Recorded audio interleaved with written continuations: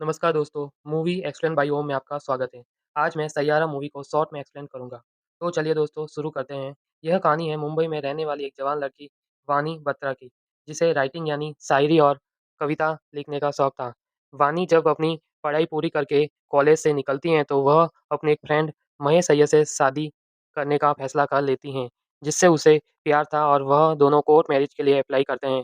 फिर जब शादी का दिन आता है तो वानी अपनी फैमिली के साथ कोर्ट पहुँच जाती हैं, लेकिन महेश वहाँ नहीं आता और वह वानी को कॉल करके बोलता है कि उसे किसी और से प्यार हो गया है, इसलिए वह यह शादी नहीं करेगा। सच तो यह था कि महेश ने लालच में एक अमीर बाप की बेटी को पसंद कर लिया था, जिससे शादी करके वो एक कंपनी का मालिक बन जाता है।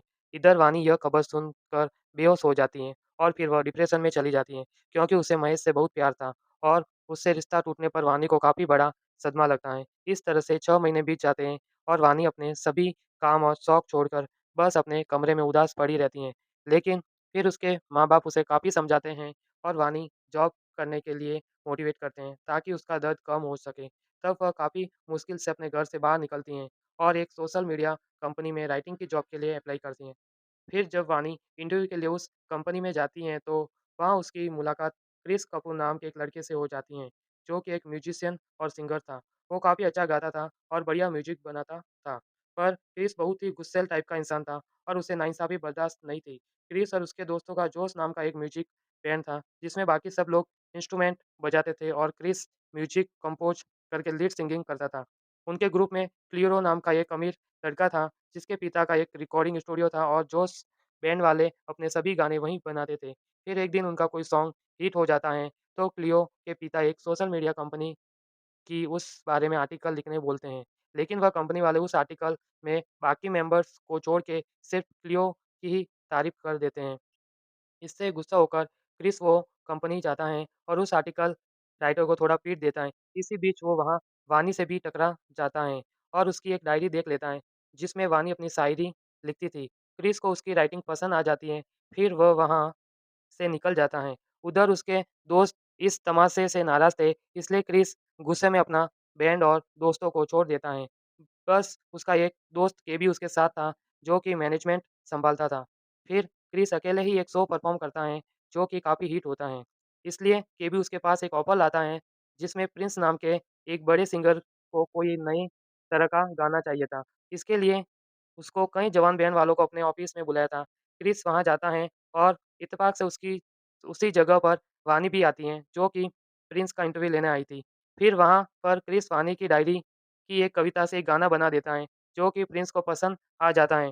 तब क्रिस वानी के साथ मिलकर प्रिंस से यह सौदा करता है कि वह दोनों उसे एक गाना बनाकर देंगे और बदले में वह उन्हें पैसे और प्रमोशन देगा।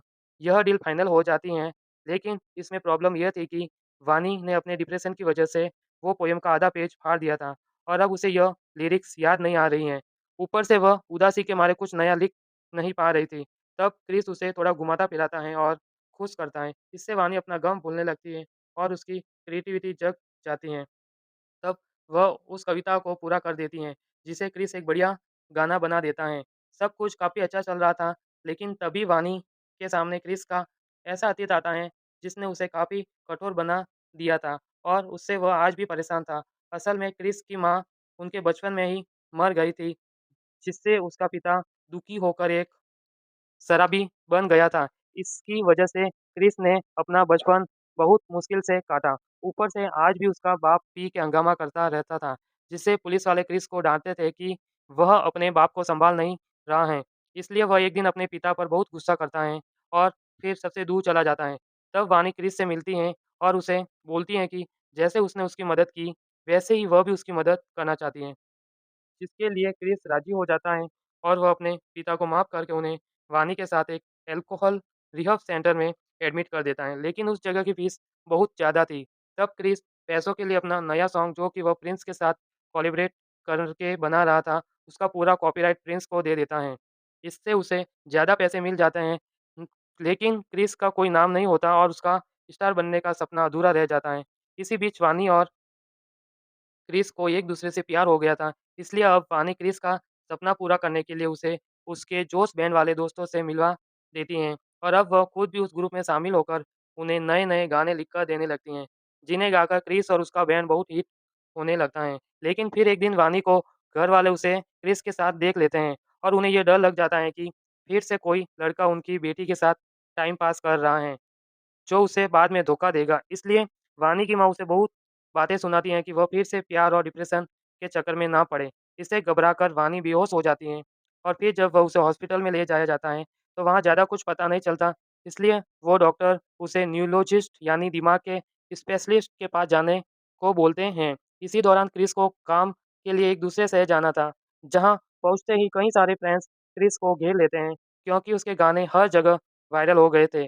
और इसी वजह से जोश बैंड वालों को कई बड़ी कंपनी साइन कर लेती हैं।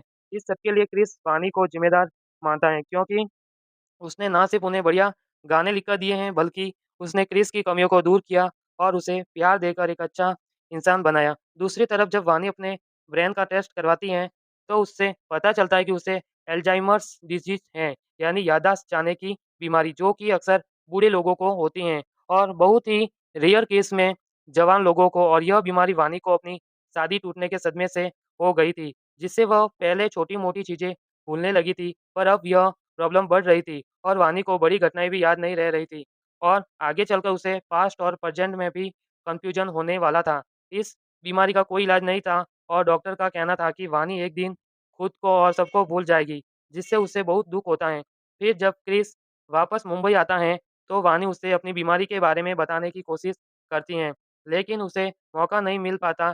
तब वह इस बात को छुपा लेती हैं, ताकि क्रिस अपने काम से भटके ना।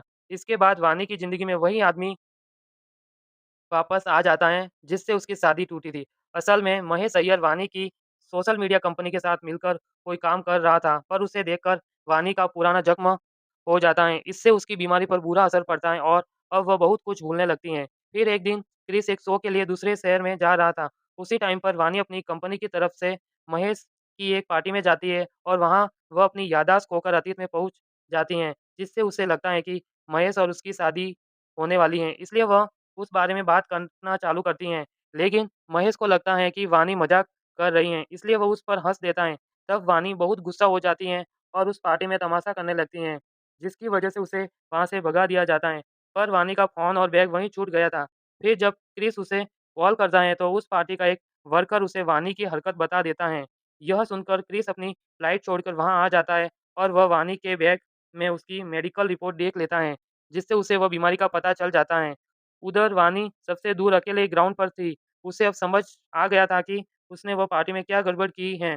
फिर क्रिस वहाँ आता है, तो वानी उसे खुद से दूर जाने बोलती है, ताकि उसकी वजह से उसका करियर बर्बाद ना हो। लेकिन क्रिस को उसकी बीमारी से कोई फ़र्क नहीं पड़ता। वो हर हाल में उसके साथ रहना चाहता था। फिर क्रिस और वानी के माँ-बाप उसे वहीं न्यूरोलॉजिस्ट के पास लेकर जाते हैं, जो कि यह बताती हैं कि कैसे उस बीमारी को थोड़ा कंट्रोल किया जा सकता है।